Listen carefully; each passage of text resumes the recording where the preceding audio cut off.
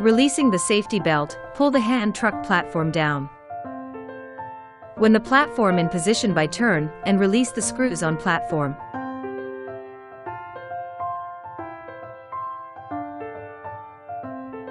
Push the lower bar with the red arrow forward in the direction. This will release the locking mechanism for the tracks. Press the hand lever and lift the handle up and allow it to lock in position.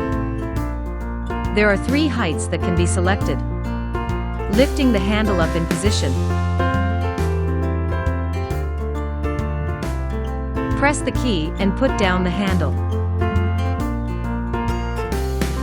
Carry the goods on the platform.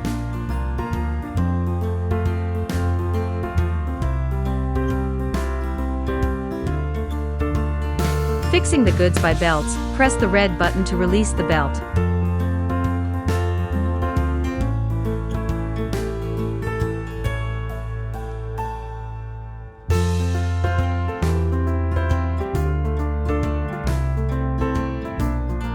Lock the rear wheel brake, the hand truck cannot be moved. Releases the rear wheel brake, and slowly moves the hand truck.